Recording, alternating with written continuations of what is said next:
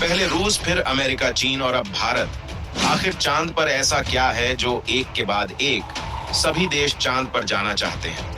ऐसा क्या छिपा हुआ है चंद्रमा की धरती में जो सबको चाहिए? क्या है चंद्रमा की काली दुनिया का रहस्य? आज इन्हीं सब रहस्यों से पर्दा उठाएंगे। तो चलिए दोस्तों, आपको धरती से 3,84,400 किलोमीटर दूर चंद्रमा की दुनिया में ले चलते हैं। चंद्रमा पर जाने के लिए आपके पास दो रास्ते हैं। एक सीधा रास्ता, जिससे जाने पर आप 3 से 4 दिन में चंद्रमा पर पहुंच जाएंगे, और दूसरा अंडाकार रास्ता है, जिससे हमारा चंद्रयान 3 गया है। इस रास्ते से अगर आप जाएंगे तो आपको 40 से 42 दिन का लंबा सफर करना पड़ेगा। लेकिन पृथ्वी के गुरुत्वाकर्षण के कारण इस रास्ते में ईंधन की खपत कम होगी। चंद्रमा पर जाने से पहले हम लोग थोड़ा चंद्रमा के बारे में जान लेते हैं। चंद्रमा एकमात्र प्राकृतिक उपग्रह है जो हमारी पृथ्वी का चक्कर लगाता है। चंद्रमा पर सबसे पहले मानव भेजने का सिलसिला अमेरिका ने शुरू किया था। 20 जुलाई 1969 में चांद की धरती पर पहली बार कोई मनुष्य कदम रखा था, जिनका नाम नील आर्मस्ट्रांग था। और हमने यह साबित करके दिखाया कि अब हम केवल एक दुनिया तक सीमित नहीं हैं। वैज्ञानिकों ने चांद की खोज और उसके बारे में जानने के लिए कोई भी कसर नहीं छोड़ी है। लेकिन अभी चंद्रमा के ऐसे बहुत से रहस्य हैं जिनके बारे में पूरी दुनिया जानना चाहती है। ऐसे में आपके मन में भी यह सवाल उठ रहा होगा कि आखिर चंद्रमा की दुनिया कैसी है? क्या चंद्रमा के अंधेरे गड्ढों में एलियन का बसेरा है? क्या आने वाले समय में चंद्रमा पर इंसानों को बसाया जा सकता है? चंद्रमा पर ऐसी कौन सी बहुमूल्य वस्तुएं हैं जिनकी खोज में वैज्ञानिक लगे हैं? और हमारे चंद्रयान 3 ने अभी तक कौन कौन से रहस्यमयी खुलासे किए हैं? तो चलिए दोस्तों, आज चंद्रमा की रहस्यमयी दुनिया से पर्दा उठाते हैं। लेकिन उससे पहले हमारे इसरो के वैज्ञानिकों के इस महान कारनामे के लिए वीडियो को लाइक कर दीजिए और कमेंट में जय हिंद लिख दीजिए। आज से लगभग 400 अरब वर्ष पहले जब हमारी पृथ्वी का निर्माण हुआ था तो पृथ्वी के पास कोई भी चंद्रमा नहीं था। लेकिन पृथ्वी के निर्माण के कुछ ही वर्ष बाद ऐसी घटना हुई जो पृथ्वी को काफी हद तक बदल कर रख दिया। उस समय थिया नाम का एक उल्का पिंड पृथ्वी को तबाह करने के फिराक में था, जिसका आकार मंगल ग्रह के बराबर था। पृथ्वी की तरफ 15 किलोमीटर प्रति सेकंड की रफ्तार से बढ़ रहा था और इसी स्पीड से पृथ्वी से जाकर टकरा गया, जिससे पृथ्वी के छोटे छोटे टुकड़े अंतरिक्ष में फैल गए। बाद में ग्रेविटी की वजह से ये टुकड़े आपस में इकट्ठे होकर एक पिंड का निर्माण कर दिया, और यही पिंड हमारा चंद्रमा था। तो दोस्तों, कुछ इस तरह से हमारे चंद्रमा का निर्माण हुआ था। यह सौर मंडल का 5वां सबसे विशाल प्राकृतिक उपग्रह है, जिसका व्यास 3,774 किलोमीटर है। पृथ्वी की तुलना में इसका आकार इतना कम है कि ऐसे 9 चंद्रमा हमारी पृथ्वी में समा सकते हैं। चलिए अब चंद्रमा की जमीन पर चलते हैं। हम चंद्रमा की जमीन पर खड़े होकर चारों तरफ देखेंगे तो हमें चंद्रमा की ऊबड़ खाबड़ जमीन दिखेगी। चांद की जमीन पर सबसे पहले रूस ने 13 सितंबर 1959 को अपने यंत्र लूना 2 को उतारा था। इसके बाद अमेरिका ने अपोलो 11 मिशन के तहत मानव को पहली बार चंद्रमा पर उतारा था। यह मानव इतिहास की सबसे बड़ी सफलता थी। इसके बाद नासा ने कई अंतरिक्ष यात्रियों को चंद्रमा पर भेजा था। लेकिन 1972 के बाद नासा ने अपने मून मिशन को बंद कर दिया और तब से कोई भी इंसान चांद की धरती पर नहीं गया।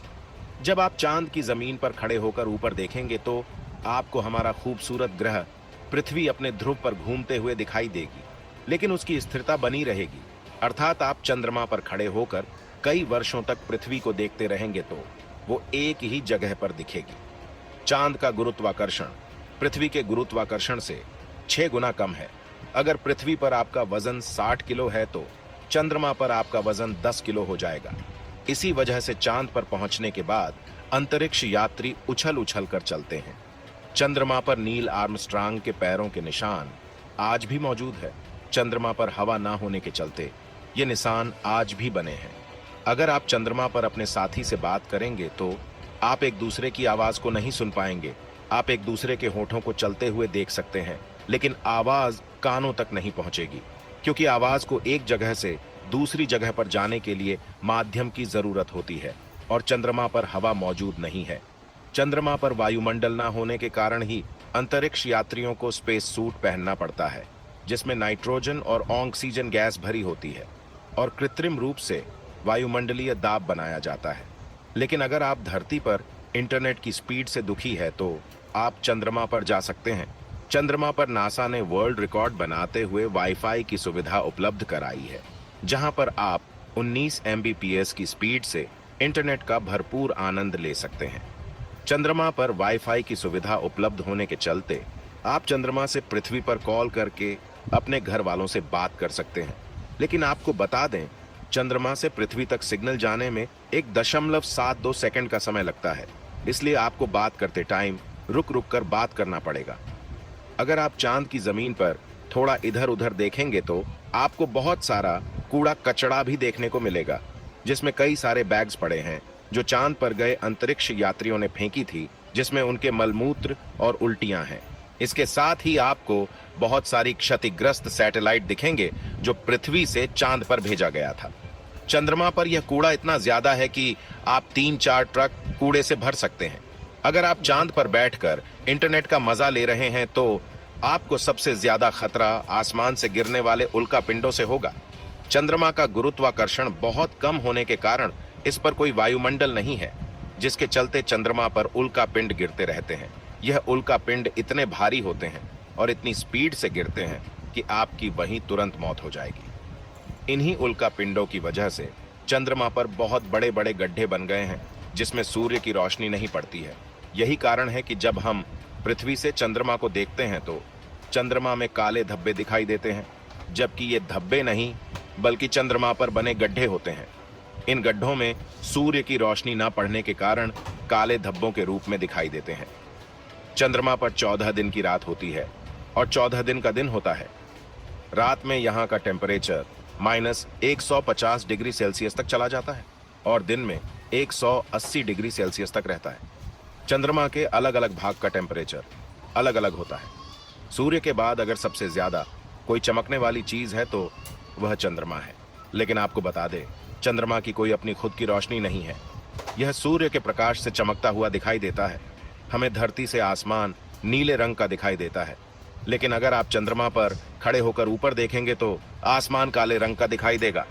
दोस्तों, क्या आपको पता है कि चंद्रमा हमारी पृथ्वी से हर साल 3.78 सेंटीमीटर दूर होता जा रहा है?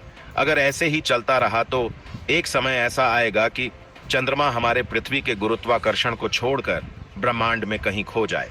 चलिए जानते हैं, अगर चंद्रमा हमारी पृथ्वी से गायब हो जाएगा तो क्या होगा।